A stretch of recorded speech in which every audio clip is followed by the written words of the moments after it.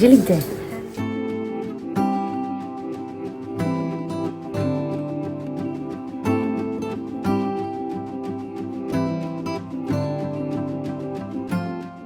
Hello, আপনাদের সবাইকে welcome জানিয়ে শুরু করছি আজকে নতুন একটি ভ্লগ।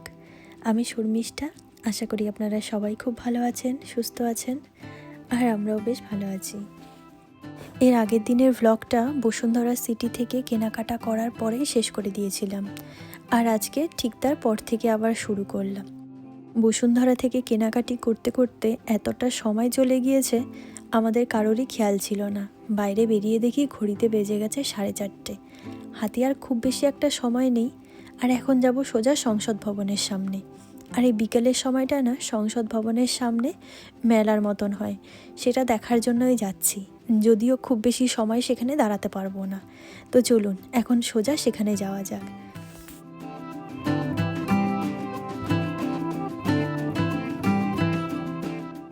এখানকার এই বাসগুলোতে দেখুন লেখা রয়েছে সাভার, শ্যামলী। আর এই নামগুলো না আগে অনেকবার শুনেছি, আজকে এই বাসের গায়ে লেখা দেখলাম। এতগুলো জায়গা তো আর একসঙ্গে ঘুরে দেখা সম্ভব হবে না, তো কী আর করার। আর এদিকে গল্প করতে করতে দেখুন চলে এসেছি সংসদ ভবনের সামনে। যেদিন আমি বাংলাদেশ প্রথম এসেছিলাম সেদিনই আমি গাড়ি থেকেই সংসদ ভবনকে দেখেছিলাম। তখন থেকেই আসার খুব ইচ্ছে ছিল, আজকে ফাইনালি চলে এসেছি। আর আপনাদের বলেছিলাম না সংসদ ভবনের সামনে মেলা বসে, তো সেই মেলাটাই সবেমাত্র শুরু হচ্ছে।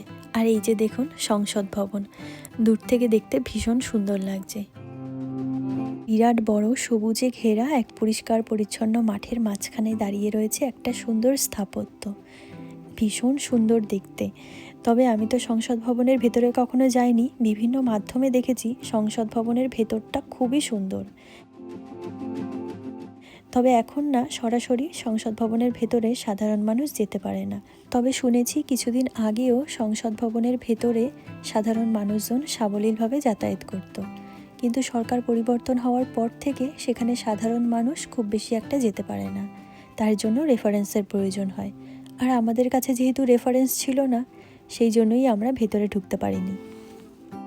তাই খুব আফসোস রয়ে গেল, সংসদ ভবনের এত কাছে এসে ভেতরে যেতে পারলাম না। এই আফসোস হয়তো যতদিন না ভেতরে যেতে না পারবো ততদিন রয়েই যাবে। ভেতরে যখন ঢুকতেই পারবো না, তাহলে চলুন বাইরে বেশিক্ষণ দাঁড়িয়ে থেকে আর লাভ নেই। বেলা যেটুকু হয়ে গেছে, এখানে দাঁড়িয়ে আফসোস করলে বাকি বেলাটুকুও শেষ হয়ে যাবে। তাই এই সংসদ ভবনের সামনে যে মেলাটুকু হয় সেই মেলার আনন্দটা নিই। বিকালের এই সময়টা ছোটোখাটো মেলায় ঢুকলে বেশ ভালোই আনন্দ হয়।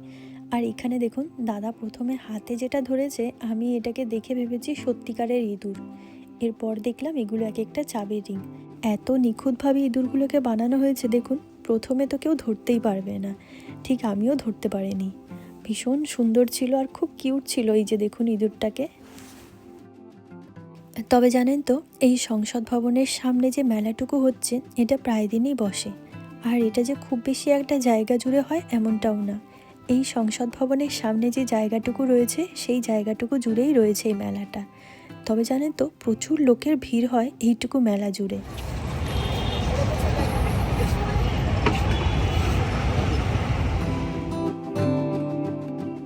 তবে এই মেলাটুকুর প্রধান আকর্ষণ কিন্তু এখানকার খাবার দাবার। এইটুকু মেলা জুড়ে যে কতগুলো খাবারের দোকান বসেছে তার কোনো হিসেব নেই। এখানে বাদাম ভাজা থেকে শুরু করে ভুট্টা পকোড়া, ফুচকা, চিতই পিঠে, আরও যে কত খাবার দাবার রয়েছে সেই সব নাম হয়তো আমি জানিও না বা বলেও শেষ করতে পারবো না। এখানে তেলে ভাজার পাশাপাশিও রয়েছে বিভিন্ন ফলের দোকান। এই যে দেখুন একটা ছোট্ট ফলের দোকান। এখানে এই ফলগুলোকে কেটে তার উপরে বিভিন্ন রকম মশলা দিয়ে এটাকে সার্ভ করা হয়। আর তার একই পাশে ছিল ভুট্টার দোকান। আর এখানকার এই মেলাতেও দেখেছেন সিদ্ধ ডিম বিক্রি হচ্ছে। একটা ছিল কোয়েল পাখির ডিম আর একটা দেশি মুরগির ডিম। এবার চলুন তো, অনেকক্ষণ খাবারের দোকানের পাশ দিয়ে ঘুরঘুর করছি, কিছুই তেমনভাবে খাওয়া হচ্ছে না। আসলে এখানে এত খাবারের দোকান রয়েছে, ভাবছি কোনটা ছেড়ে কোনটা খাবো। আমার সামনে যে বাটিগুলো দেখছেন কালারফুল জিনিস দিয়ে পরিপূর্ণ রয়েছে, এগুলো হলো এক একটা ভর্তা, যেটাকে চিতই পিঠে দিয়ে খাওয়া হয়। এখানে বিভিন্ন রকম ভর্তা রয়েছে, যেমন টমেটো থেকে শুরু করে সর্ষে, বেগুন, কালো জিরে, আরও অনেক কিছু, যেগুলো হয়তো আমি গুনেও শেষ করতে পারবো না, আর অত নাম আমি মনেও রাখতে পারবো না। আর পাশে দেখেছেন ছোট কড়াইয়ের মধ্যে পিঠেগুলোকে তৈরি করা হচ্ছে একেবারে গরম গরম। চিতই পিঠের সঙ্গে সঙ্গে একপাশে বিক্রি হচ্ছিল ভাপা পিঠে, যেগুলোকে ওই চালের গুঁড়ো, গুড়, নারকেল এগুলো দিয়ে বানানো হয়। এগুলোও খেতে বেশ ভালো হয়। আমি যদিও কয়েকবার খেয়েছি, তবে এখন মনে হচ্ছে প্রথম চিতই পিঠেটাই খাই, কারণ ওই পিঠেটা ভর্তা দিয়ে আমি এই প্রথমবারের জন্য টেস্ট করব। এই পিঠেগুলোকে না এখানে এসেই শুনেছি চিতই পিঠে বলা হয়, তবে এরকমই এক ধরনের পিঠে আমরা খেয়ে থাকি, যেটাকে আমাদের দেশে ওই সাজ পিঠে বা সরা পিঠে বলা হয়। তবে এই দুটোই একই কি না সেটা বুঝতে পারছি না। আর এই পিঠে তো আমি প্রথমবারের জন্য খাচ্ছি, তবে এগুলো খেতে হয় কেমনভাবে জানেন? এই গরম গরম এক একটা পিঠে প্লেটের ওপর নিতে হয়। সামনে তো দেখতেই পারছেন কয়েক রকমের ভর্তা রয়েছে।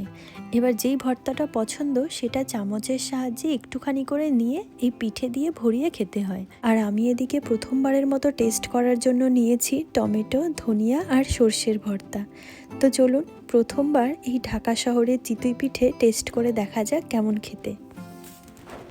তবে জানেন তো, এই ধরনের সাজ পিঠে বা সরা পিঠে আমার ঠাকুমার হাতে আমি অনেকবার খেয়েছি, তবে অতটা ভালো লাগেনি কখনো। তবে এখানকার এই পিঠেগুলো, চিতই পিঠে বা সরা পিঠে যেটাই বলি না কেন, ভর্তাগুলো দিয়ে খেতে অসাধারণ টেস্ট। এই পিঠে দিয়ে বেগুনের ভর্তা খাচ্ছি, আবার সর্ষের ভর্তা, লঙ্কার ভর্তা। এই তো আগে কখনো শুনিও নি বা খাইও নি, তবে তা দিয়ে খেতে যে এত অসাধারণ টেস্ট হয় সেটাই প্রথমবারের মতন জানলাম। আর তাই জানেন তো, এই ঢাকায় এসেই প্রথম এই পিঠেগুলো আমি 3টে খেয়ে নিয়েছি একবারে। এত ভালো লেগেছে খেতে, মনে হচ্ছিল বারবার আসি এই জায়গাতেই চিতই পিঠে খাওয়ার জন্য। সত্যি দুর্দান্ত টেস্ট।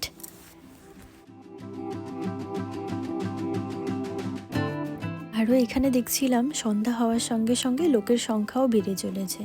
আর আমরা সেই সকালের দিকে ঘর থেকে বেরিয়েছি, আমাদেরও ঘরে ফিরতে হবে। তো চলুন সামনে আরও কিছু খাবারের দোকান আছে, সেখান থেকে কিছু খাবার টেস্ট করি। আর এই মেলার ভেতরে এসে যদি ফুচকাটা ট্রাই না করি তাহলে মনেই হয় না যে মেলায় এসেছি। আর আপনাদের তো আগেও বলেছি এখানকার ফুচকার টেস্টটা একটু অন্যরকম। আমাদের ওখানের ফুচকায় তো শুধু আলু দেওয়া হয়, তবে এখানকার এই ফুচকাগুলোতে মটর আর আলু একসঙ্গে মিশিয়ে তার মধ্যে বিভিন্ন রকম মশলা দিয়ে সেই মিশ্রণটাকে দেওয়া হয় ফুচকার মধ্যে। আলাদা করে কিন্তু কোনো আলু বা টক জল দেওয়া হয় না। আরও জানেন তো, এখানকার ফুচকা বা চটপটির বিশেষত্বই হলো সব শেষে এর ওপর থেকে একটা আস্ত গোটা ডিমকে গ্রেট করে দেওয়া হয়।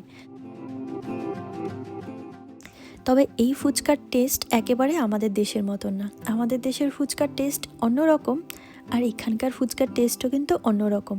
তবে অসাধারণ টেস্ট ছিল এখানকার ফুচকার ভেতরেও, একটা অন্যরকম ফ্লেভার পেয়েছি। আরও এখানকার ফুচকায় জানেন তো, আলাদা করে একটা গ্লাসের ভেতরে টক জল দেওয়া হয়, অথবা এই প্লেটের ভেতরেই একবারে টক জল দিয়ে দেওয়া হয়।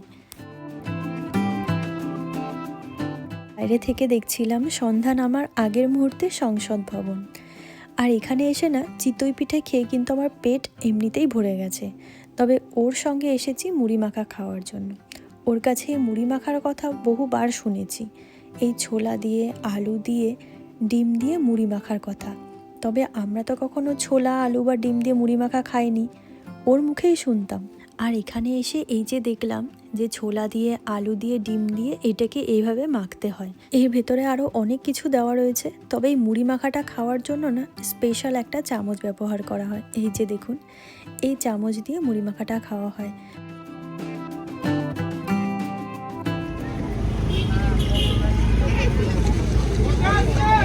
এদিকে দেখুন, কত বছর পর ছোটবেলার দুই বন্ধু একসঙ্গে দাঁড়িয়ে ছোলা দিয়ে মুড়ি মাখা খাচ্ছে। এটা যে কতটা আনন্দের, অনেক বছর পর এই দাদার সঙ্গে একসঙ্গে বেরিয়ে ও দেখছি খুব আনন্দ করছে। আজকে সারা দিনটা যদিও আমাদের অনেক ব্যস্ততার মধ্যে দিয়ে কেটেছে, তবে বিকালের এই এক টুকরো মেলায় এসে আমাদের সবার মন খুব ভালো হয়ে গেছে। আর এদিকে চলুন, হাতে আর কিছুটা সময় রয়েছে, তাই ভাবলাম এই সময়টুকু খুব কাছাকাছি রয়েছে চণ্ডীমা উদ্যান, সেখান থেকে ঘুরে আসি। আর এখন আমরা চলে এসেছি চণ্ডীমা উদ্যান বা জিয়া উদ্যানের সামনে। আর ওই যে দূরে যে ব্রিজটা দেখতে পাচ্ছেন, ওটা একটা ঝুলন্ত ব্রিজ, যেটা একটা লেকের ওপর দিয়ে গেছে, যে লেকটার নাম ক্রিসেন্ট লেক। আর ওই ব্রিজটাকে চণ্ডীমা উদ্যানে যাওয়ার পথ হিসাবে ব্যবহার করা হয়। আর ওই যে সামনে দেখেছেন সুন্দর একটা ছাদওয়ালা জায়গা দেখা যাচ্ছে, ওই জায়গায় তৎকালীন রাষ্ট্রপতি শহীদ জিয়াউর রহমানকে তার মৃত্যুর পর সমাধিস্থ করা হয়েছে। আর এরপর এটাকে একটা দর্শনীয় স্থান হিসাবে গড়ে তোলা হয়েছে, যার চারিদিকে না কয়েকটা গেট রয়েছে, আর এই প্রতিটা গেট দিয়েই না মানুষজন যাতায়াত করতে পারে। এবার চলুন সামনে গিয়ে স্যারের সমাধিটা দেখে আসি। আর এটাই ছিল শহীদ জিয়াউর রহমান স্যারের সমাধিস্থল, যেটাকে খুব সুন্দর করে চারিদিক থেকে বাঁধিয়ে রাখা হয়েছে। এবার চলুন আমরা বাইরের দিকে বেরিয়ে পড়েছি। তবে বাইরে জানেন তো খুব সুন্দর একটা পার্ক আছে, যেটা এই রাতের জন্য আমরা দেখতে পারলাম না। আর এই সংসদ ভবনের সামনে যেমন মেলা বসে, এখানেও কিন্তু বিকাল থেকে মেলা শুরু হয়ে যায়, আর প্রচুর মানুষের ভিড় জমে যায় এই জায়গাটাতে।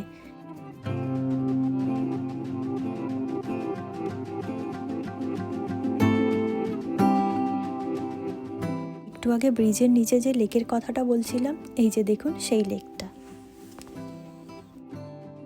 এবার চলুন বাড়ির দিকে যাওয়া যাক। আজকে অনেক কম সময়ের মধ্যে অনেক কিছু দেখে নিলাম। বাড়িতে আসার পর হাত মুখ ধুয়ে ফ্রেশ হয়ে যে গিফটগুলো নিয়ে এসেছিলাম সেগুলো নিয়ে বসে পড়েছি। শাড়ির গিফটগুলো তো পরেও দেওয়া যাবে, তো ভাবলাম গোল্ডের গিফটগুলো সবাইকে দিয়ে দিই। আর বাকি বন্ধুর বউদের জন্য যে গিফটগুলো আনা হয়েছে ওগুলো তো সবার বাড়িতে গিয়েই দিয়ে আসতে হবে। চলুন দেখি এখন আমার বাড়ির লোকদের আগে গিফটগুলো দিয়ে দেখি তাদের পছন্দ হয় নাকি। সবার প্রথমে আমার যাকে ওর গিফটটা দিয়েছিলাম, ওকে জিজ্ঞাসা করলাম ওর পছন্দ হয়েছে নাকি। ও তো বললো ওর পছন্দ হয়েছে। আর এরপরে আমার এই ননদের সঙ্গে আমি একটু দুষ্টুমি করছিলাম।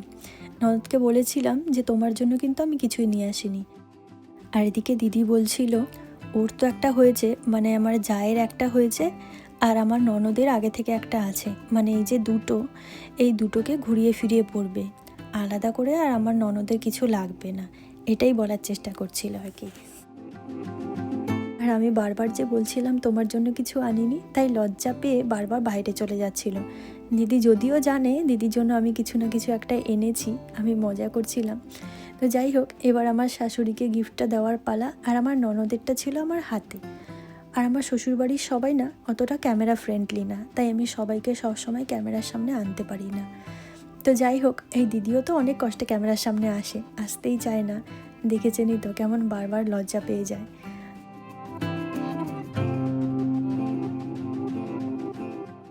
তো চলুন দেখি আমার ননদে গিফট পেয়ে কি বলে। হ্যাঁ হ্যাঁ, জিলিক দিচ্ছে। আপনারা সবাই একটু কমেন্টে বলুন তো জিলিক দিচ্ছে কি না, মানে দিদি বলতে চাইছে চকচক করছে কি না, তাই বলে দিলাম হ্যাঁ চকচক করছে, মানে জিলিক দিচ্ছে। আর এরপর চলে এসেছিলাম ওই দিদির বাড়িতেই পিঠে খাওয়ার জন্য। এত কিছু খাওয়া দাওয়ার পরে দিদি তো কিছুতেই ছাড়তে রাজি না। কাল রাত থেকেই দিদি বলে রেখেছিল আমাদের, তোমরা বাইরে থেকে যাই খেয়ে আসো না কেন, আমি কিন্তু চালের গুঁড়ি ভিজিয়ে রাখবো। তো এবার খাই আর না খাই, সামনে তো বসতেই হবে। আর তার উপরে আজকে দিদির রান্নাঘরের লাইটটাও নষ্ট হয়ে গেছে, তাই চাল যেহেতু ভিজিয়ে রেখেছে, কষ্ট করে দেখুন টর্চ জ্বালিয়ে এই পিঠেগুলো বানাচ্ছে আমাদের জন্য। তো চলুন, এই পিঠে না খেলে অন্যায় হয়ে যাবে, তাই আমরা সবাই মিলে চলে এসেছি রাতের দিকে দিদির হাতের এই গরম গরম পিঠে খাওয়ার জন্য। কিছু পিঠে তো দিদি আগে থেকে ভিজিয়েও রেখেছে। তো চলুন আজকের এই ভ্লগটি আমি এখানেই শেষ করছি। আবার আপনাদের সঙ্গে দেখা হবে খুব শীঘ্রই নতুন একটি ভ্লগ নিয়ে।